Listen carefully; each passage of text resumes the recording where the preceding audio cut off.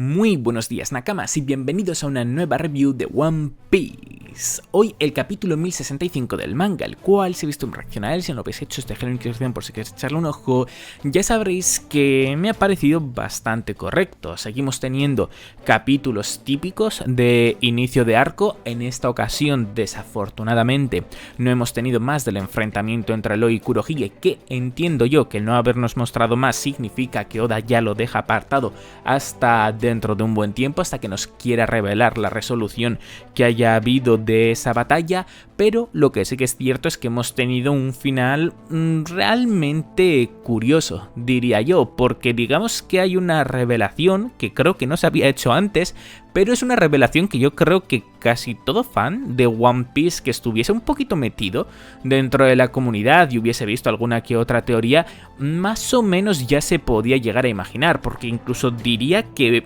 muchísimos lo dábamos por hecho y que esto ni siquiera nos lo hemos tomado como una revelación, pero la parte buena de esto es que lo que hace es que sea muy, pero que muy probable que dentro de relativamente poco, además de tener revelaciones probablemente relacionadas con las Akuma no Mi, como ya he mencionado anteriormente, o con cosas relacionadas con el propio Vegapunk, ahora también tengamos cosas relacionadas con el siglo vacío y con el reino antiguo, así que eso evidentemente hace que mi hype aumente enormemente por seguir leyendo los capítulos que van saliendo de este arco. Como siempre, el link del capítulo lo tendréis en la descripción. ¡Empecemos! El capítulo titulado Los 6 Vegapunks comienza en Egghead, más concretamente frente al laboratorio de Vegapunk, donde el Thousand Sunny está anclado y donde Zoro y Brook están comentándose entre sí que ambos han decidido quedarse en el barco porque a fin de cuentas están en una isla del gobierno mundial, y si llegasen a capturar a sus nakamas, alguien tendría que estar separado del grupo para tener la posibilidad de rescatarles,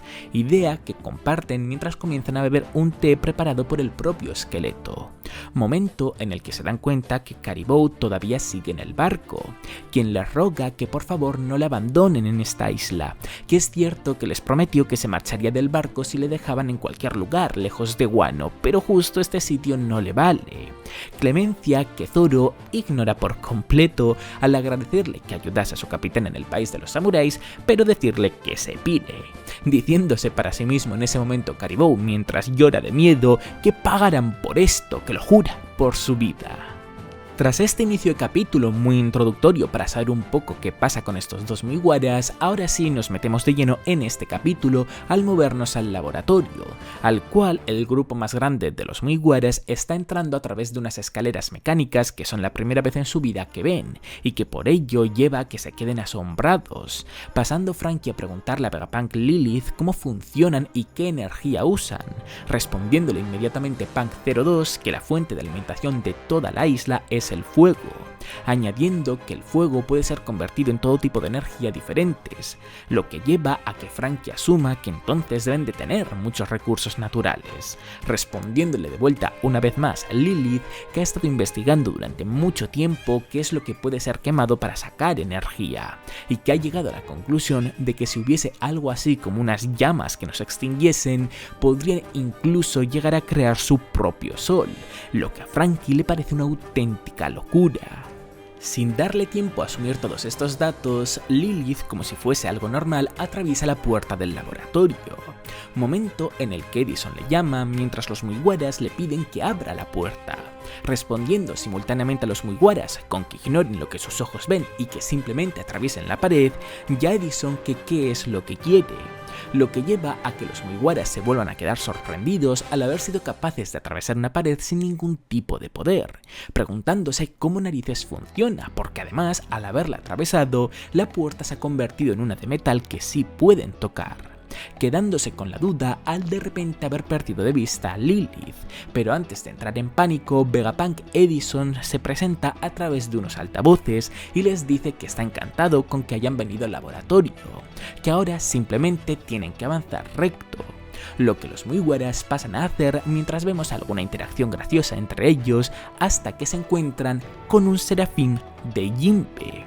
aunque ellos, al no saber lo que es, empiezan a barajar distintas opciones, siendo la primera la que menciona a Usopp, que sea el hijo de Jinbe, la segunda la que menciona a Nami, que hayan convertido a Jinbe en un niño, y la tercera la que comenta Sanji, que simplemente se parezcan. Al fin y al cabo, este tiene alas y una presencia un poco extraña.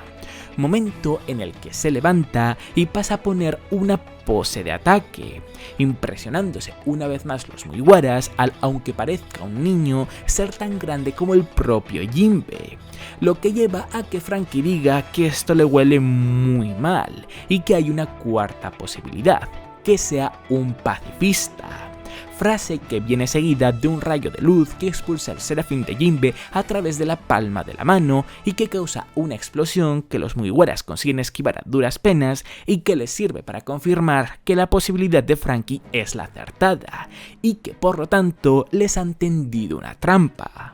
Tras Usopp decir que sabía que el gobierno no les iba a dar la bienvenida con los brazos abiertos, Nami comienza a sacar su Sorcery Climb Attack mientras dice que entonces esto significa que lo que tienen delante es un clon soldado de Jinbe, pero como es un niño no se ve capaz de darlo todo contra él. Duda que el serafín usa a su favor para meterse en el suelo y comenzar a nadar a través de él, poder que Franky sabe cuál es, hasta aparecer frente a Nami y agarrarle del cuello para rematarla, lo que a Sanji evidentemente no le sienta nada bien, así que mientras dice que la muerte es lo que le espera aunque sea Jinbe, le golpea fuertemente con su pierna imbuida en el Diable Jambe, consiguiendo así que libere a Nami y que salga volando. Oportunidad que Robin también aprovecha para atacar al sentirse igual de ofendida que Sanji por lo que le ha ido a hacer a su Nakama, utilizando la habilidad del gigante Fleur y la técnica Sea Serpent, que nos mostró por primera vez en su enfrentamiento contra Black Maria y que consistía en crear un clon gigante de ella de 7 brazos y desplazar estos brazos hacia adelante mientras se tambalean como si de serpientes se tratasen. Ataque que el serafín de Jinbe consigue esquivar al volver a sumergirse al suelo, pasando inmediatamente a salir de él con agua del suelo en su palma que planeaba usar para crear una técnica del Yojin Karate. Pero antes de poder lograrlo, Usopp le impacta de lleno en la cara uno de sus ya clásicos Midoriboshi Dokuro Bakuhatsu-zo, mientras dice que por mucho que sepa que no es el Jinbe real, igualmente no se siente bien haciendo esto, para de repente darse cuenta que ha desaparecido, pasando a ver en ese instante que ha vuelto a hacer la misma de sumergirse en el suelo y ahora aparecer en su espalda agarrándole del cuello, buscando a Sanji, al igual que con Nami, salvarle de las garras del serafín. Pero antes de que lo haga, Franky le dice que se lo deje a él, y mientras le pide a Usopp que no se mueva, se prepara para lanzar su Radical Beam,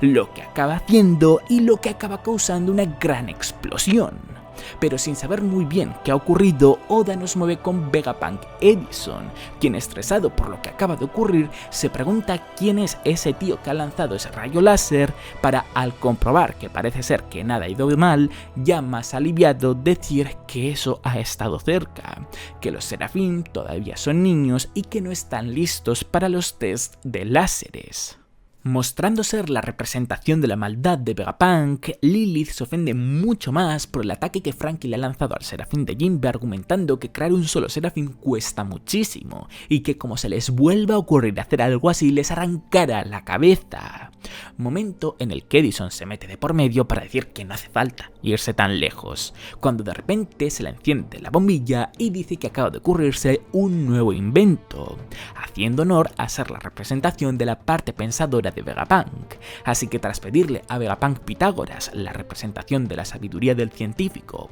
que por favor se encargue él de analizar los datos de la batalla, lo que acepta encantado al considerarlos fascinantes y una oportunidad que se da en muy pocas ocasiones, comienza a dibujar los planos de su nuevo invento como si la vida le fuese en ello, hasta el punto de pedirle a York, la representación de la avaricia de Vegapunk, que pase por el proceso de alimentarse en su lugar, lo que parece ser que también acepta encantada, al igual que la necesidad de ir al baño de Pitágoras, quien considera que sería una pérdida de tiempo hacerlo por sí mismo al estar sacando datos muy interesantes del serafín, como que el patrón de sus ataques evoluciona con su crecimiento, lo que significaría que el factor linaje almacena en su interior las experiencias vividas. y otros datos que sinceramente no llego a comprender muy bien. Pero lo que sí que comprendo es que York es quien cubre las necesidades básicas del resto de los Vegapunks en su lugar, dedicándose principalmente por lo tanto a comer, evacuar, es decir, mear y cagar, y dormir, lo que pasa a hacer justo ahora para que el resto puedan trabajar sin parar, confirmándosenos que en lo que llevan de día, York acaba de cumplir el cuarto ciclo de las necesidades básicas. Tras ver a lo que parecen ser autómatas seguir ayudando a Pitágoras y Edison en sus trabajos, Oda nos centra en la recta final del capítulo con la aparición de Vegapunk Shaka, la representación de la bondad, y el Punk 01, quien ordena al Serafín que se detenga y que vuelva a su estado de letargo, diciéndoles a Lilith, Pitágoras y Edison que espera que los datos que han sacado les sean suficientes, lamentando los dos primeros que les haya cortado el grifo y el tercero en cambio dándole igual al estar pensando en otros inventos. Finalmente, dejando a un lado este enorme caos de los Vegapunks, Shaka muy educadamente se presenta a los Mugiwaras, quienes le preguntan por qué de repente no pueden moverse, revelándoles a Punk 01 que las botas que se han puesto están bajo el control de los campos magnéticos del laboratorio de manera permanente, asumiendo Robin que entonces resistirse no merece la pena, confirmándole Shaka que así es, pero que solo lo está haciendo por precaución al no confiar en ningún pirata, frase que sirve para que estos se relajen un poco, lo que permite a Vegapunk Shaka preguntarles si esta isla les parece el futuro. Pregunta un poco extraña para Franky al obviamente considerar que lo es. Al fin y al cabo, las bestias marinas robóticas, el Vegaforce 1 y todos los sistemas de aire de la isla le llevan a pensar que este es el super futuro, coincidiendo Nami con su opinión al añadir que nunca antes había visto un pueblo así. Para terminar por decir Franky que desea dar una vuelta por toda la isla y verlo todo para aprender de todas las tecnologías que ha desarrollado, que bajo ninguna circunstancia quieren ser sus enemigos, lo que Vegapunk ignora para de repente decirle que este lugar es el pasado, no entendiendo muy bien Franky a qué se refiere. Momento en el que Oda de repente nos mueve con el grupo de Luffy, quien gratamente sorprendido le dice a Chopper que esto no es un holograma, que es de verdad de puro metal, quedándose completamente sorprendido el doctor de los Mugiwaras, al igual que Bonnie, quien se pregunta qué narices es lo que tienen frente a ellos y si acaso se puede mover, respondiendo al Jinbe que en el caso de hacerlo, desde luego que sería tecnología del futuro, pero a su vez parece demasiado viejo para ello, volviéndonos Oda de vuelta con Vegapunk, a quien Franky le pregunta a qué se refiere con que este es un lugar del pasado, pasando a decirles a Punk 01 que si les dijese que Egghead no es el único lugar así, que hubo un reino con una tecnología igual de avanzada que de verdad existió hace 900 años, si acaso le creerían. Y con esta revelación que deja a todos los Mugiwaras sorprendidos y con Oda mostrándonos que la cosa de la que estaban hablando el grupo de Luffy es una especie de robot gigante de la antigüedad sobre el que se puede montar, es como acaba este capítulo. Bueno, pues tal y como he comentado en el inicio de este vídeo, de esta review, esta es la revelación a la que me refería, que creo que gran parte de los fans de One Piece, que estamos al menos un poquito metidos dentro de la comunidad, ya nos esperábamos, o bueno, más que esperarnos es que ya directamente lo dábamos por hecho, que no es nada malo, al fin y al cabo en algún momento supongo que tenía que llegar la revelación, y de hecho en mi caso prefiero verlo más por el lado positivo, y es que aunque sea algo que supongo que a la gran mayoría no nos ha sorprendido, quizás sí, quizás yo esté completamente equivocado y simplemente lo asumía yo y unas pocas personas más y gran parte de la comunidad no lo hacía, puede ser. A lo largo de mi vida he visto muchísimas teorías y la verdad es que he visto algunas tan convincentes que simplemente las he metido casi como verdad en mi cabeza y eso hace que en algunos casos me confunda un poco con lo visto en One Piece, pero bueno, Igualmente, ignorando este hecho, lo interesante, lo realmente importante es que habiéndosenos hablado ya del reino antiguo, del gran reino en este capítulo, y habiéndosenos mostrado esa especie de mecha gigante que a su vez es bastante antiguo, he de decir que el diseño me gusta bastante, entiendo que a lo largo de los siguientes capítulos, quizás no del siguiente capítulo concretamente, deberíamos de saber más cosas acerca de este reino antiguo. Evidentemente no lo sabremos todo y probablemente ni siquiera sepamos lo más importante de todo, porque para eso supongo que Oda se esperará a revelárnoslo una vez lleguemos a Laugh Tale o una vez Luffy se esté enfrentando a Im, pero algún que otro detalle que nos vuele la cabeza, tal y como hizo Oda en el arco de Zou o hizo el propio Oda también en el arco del Reverie, creo que sí que nos lo puede llegar a colar y por supuesto que será más que bienvenido, así que espero que al menos tengamos algo de eso y que este arco cumpla con las expectativas que hay de revelaciones que tiene toda la pinta del mundo que deberíamos de acabar teniendo, ya no solo con respecto al gran reino, sino que también con respecto al tema de las Akuma no Mis, tal y como mencioné en anteriores reviews, puesto que el propio Oda dijo que cuando cierto científico apareciese en la historia sería cuando se nos revelarían más cosas acerca de las Akuma no Mi, y también sobre el propio Vegapunk y sobre más cosas acerca del presente del mundo de One Piece. Al fin y al cabo, recordemos también que en el anterior capítulo se nos reveló, esto sí un poquito más de sorpresa, que Vegapunk estaba relacionado con Dragon y bueno, tenían una buena relación, y los revolucionarios probablemente, teniendo en cuenta que quieren derrocar al gobierno mundial, también sepan acerca del gran reino, del reino antiguo. Así que son puntos que se conectan entre sí y que fácilmente puede llevar a que, como comento, tengamos revelaciones realmente interesantes. Y más allá de esto, sinceramente poca cosa hay que comentar a raíz de este capítulo. Al fin y al cabo es uno de esos extraños casos en los que diría que se nos han confirmado más cosas que las preguntas que se nos pueden generar. De hecho, más allá de esta parte final del capítulo, diría que lo más interesante es que hemos visto al cuarto Serafín basado en un Shichibukai.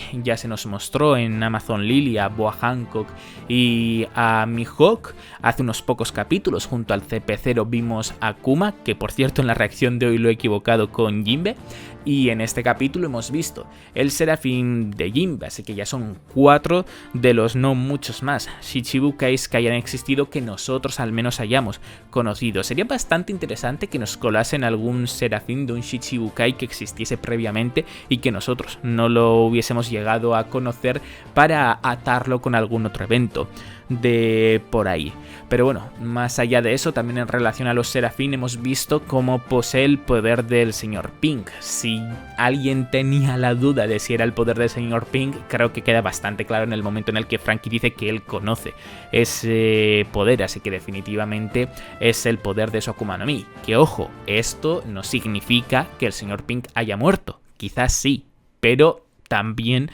los pacifistas tienen el poder de Kizaru, parte del poder de Kizaru, y Kizaru, como sabemos, no está muerto. Así que tener el poder de una Akuma no Mi de un personaje, en el caso de los pacifistas, no implica que el personaje, el usuario de dicha Akuma no Mi esté muerto, así que tampoco tenemos que asimilar que Pink lo esté. Simplemente puede ser que al haberle capturado tras los eventos del arco de Dressrosa hayan investigado sus poderes y los hayan aplicado sobre los Serafín. A saber si también solo lo ha hecho con Jinbe, quien sobre todo lo aprovecha al poder usar el karate Yojin con el agua del suelo, por decirlo de alguna manera, o si lo han hecho con el resto de las Vegapunks, con el resto de los Serafín, pero que desde luego es algo muy interesante porque hace que quepa la posibilidad de que veamos que los Serafín tengan el poder de muchísimas Akuma no Mis de usuarios que han sido atrapados, y eso desde luego que enriquece un montón el espectáculo que estas máquinas pueden acabar dando en un enfrentamiento. Pues hasta aquí el vídeo, Nakamas. Como siempre, agradecer muchísimo que es un buen me gusta, que veáis a tope el vídeo si os ha gustado. De hecho, hoy es una de esas ocasiones, este vídeo es una de esas ocasiones en las que me animaría aún más de lo normal ver más apoyo del habitual, puesto que, como podréis estar comprobando, esta review está siendo subida el mismísimo domingo, el mismo día en el que ha salido el capítulo de manera oficial. Y aunque parezca una tontería, eso se debe sobre todo al cambio de hora, porque al tener una hora extra más, al salir aquí en España a las 4 de la tarde en lugar de a las 5, hace que pueda dar ese extra, ese esfuerzo y sí que poder tenerlo el mismo día en el que sale oficialmente. Así que ver un apoyo más grande de lo habitual, la verdad en este caso me haría bastante feliz. Recordad que en la descripción tenéis tanto mi Twitter en el que os informo casi al instante cualquier noticia importante de One Piece y de cuándo son los capítulos del manga en español y en inglés de manera oficial, como los twitters y los devianas de quienes colorean las imágenes del manga para que vosotros también podáis tenerlas. Y ya por último, agradezco muchísimo que os suscribáis para muchos más vídeos de One Piece. ¡Hasta la próxima!